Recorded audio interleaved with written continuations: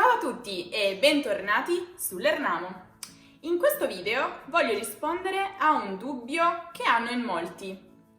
Quali sono i cognomi italiani più diffusi? Per non annoiarvi, però, ho deciso di non fare una lunga lista di decine di cognomi, ma vi presenterò soltanto i 5 più popolari, partendo dall'ultimo fino ad arrivare al primo. Siete pronti?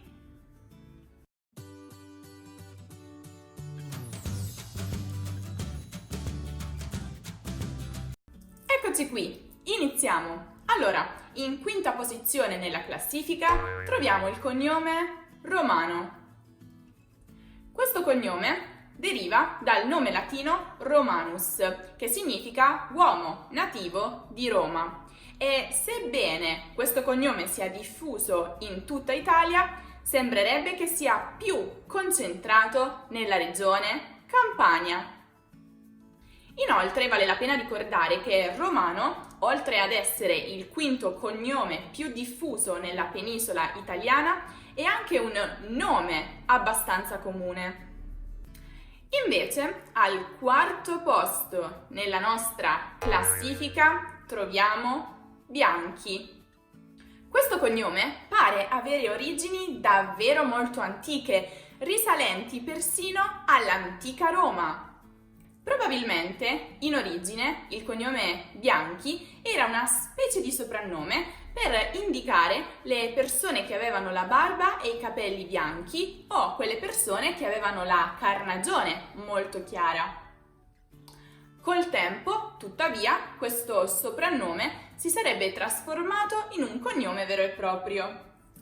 Sebbene sia diffuso in tutto il paese, sembrerebbe maggiormente presente nel centro-nord. Ragazzi, devo farvi vedere qualcosa. In questo cassetto c'è qualcosa di meraviglioso. Ma sono un subscribe e un mi piace! Wow! Sul podio, al terzo posto, troviamo il cognome Ferrari. Questo cognome, particolarmente conosciuto grazie alla famosa casa automobilistica fondata da Enzo Ferrari, è, devo dire, piuttosto comune soprattutto nel nord della penisola italiana. Si pensa che questo cognome derivi da soprannomi latini legati al mestiere di fabbro. In latino, infatti, Faber Ferrarius, cioè fabbro ferraio. Attualmente si contano più di 26.000 famiglie con questo cognome. Ma ora passiamo al secondo cognome più diffuso in Italia, Russo. Questo cognome, particolarmente diffuso nel sud Italia, sembrerebbe derivare da soprannomi dialettali attribuiti a chi aveva capelli, barba e carnagione rossicci. Attualmente si contano più di 31.000 famiglie con questo cognome. Pazzesco, non è vero? Ma ora è arrivato il momento di annunciare il vincitore. Chi si aggiudicherà il primo posto del nostro podio e il titolo di cognome più diffuso d'Italia? Parola del giorno: resilienza. La resilienza è la capacità di un individuo di affrontare e superare un evento traumatico o un periodo di difficoltà. Per esempio, nonostante tutti i problemi, Leonardo ha dimostrato di avere resilienza andando avanti verso la vittoria. Se vi piace la maglietta di Graziana con la scritta Resilienza, potete acquistarla nel nostro negozio online, Lernamo Collection. Il link è nella descrizione. A presto, ciao ragazzi! Il vincitore è Rossi. Questo cognome, infatti, è la variante più diffusa di quello precedente. Infatti anche l'origine del cognome Rossi sembrerebbe essere legata ha la caratteristica di possedere capelli, barba e carnagione rossicci della famiglia originaria, dal latino appunto Russus russarussum, che significa rosso, rossiccio. Non avevo mai fatto caso al fatto che ci fossero così tante persone rosse in giro. Oggigiorno si contano più di 45.000 famiglie possedenti questo cognome, il che lo rende in assoluto il vincitore tra i cognomi più diffusi in Italia.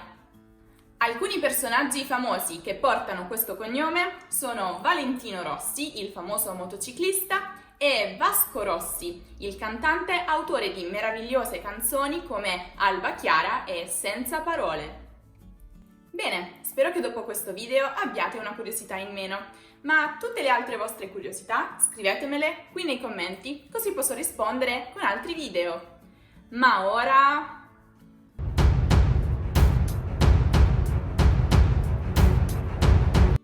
Bene, eccoci di nuovo qui su Chiediamo. Cominciamo con la prima domanda di oggi, di Hordi. Ciao ragazzi, io volevo sapere quante lingue parlate voi, siete stati a Barcellona qualche volta? Volevo fare anche una petizione, potreste fare un video con i dialetti italiani? Allora, io e Rocco parliamo circa 3 lingue straniere, ciascuno. Io parlo inglese, francese e tedesco, invece Rocco parla inglese, francese e spagnolo. Io no, non sono mai stata a Barcellona, anche se penso che sia una bellissima città e spero di andarci a breve, invece Rocco ci è stato. E sì, mi sembra un'ottima idea il video sui dialetti italiani, dovremmo un po' cercare forse qualche altra persona che parla dialetti diversi dai nostri, ma è un'ottima idea. Grazie per il suggerimento. Adesso vediamo un po' la domanda di Ginevra. Vorrei che voi dedicaste un video in cui parlate delle espressioni che usate quasi sempre nella vostra lingua parlata. Sarei curiosa di saperlo, vi ringrazio, siete bravi. Grazie mille per i complimenti e grazie per il suggerimento, anche se noi abbiamo già fatto un video sulle espressioni colloquiali. Ti lascio il link nella descrizione. Ginevra, se lo hai perso, puoi dargli un'occhiata. Vediamo invece la domanda di Desiree. Desiree ci dice: ciao ragazzi, vi ho già scritto precedentemente per chiedervi, però se è possibile, riuscireste a fare un video sulle frasi usate nella vita quotidiana della Divina Commedia? Grazie mille, questa è un'ottima idea che mi piace tantissimo e penso proprio che lo faremo a breve. Anzi, noi avremmo anche voluto fare una serie di video dedicati proprio alla letteratura italiana. In questo momento non abbiamo molto tempo, ma sicuramente nei prossimi mesi usciranno questi video. Anzi, fatemi sapere nei commenti se li desiderate. E infine la domanda di Jovan, che ci dice: per favore vi chiedo se potete parlare un po' degli accenti italiani, non quelli regionali o dialetti, ma qualcosa su accento aperto e chiuso. Ho notato che Rocco chiude quasi ogni vocale, grazie in anticipo. D'accordo, penso che potremo fare un video sulla pronuncia magari, con i vari accenti, mi sembra un'ottima idea. Lo faremo presto. Grazie mille ragazzi per le domande, continuate sempre a scriverci e mi raccomando, come hanno fatto loro, usate sempre l'hashtag. A presto!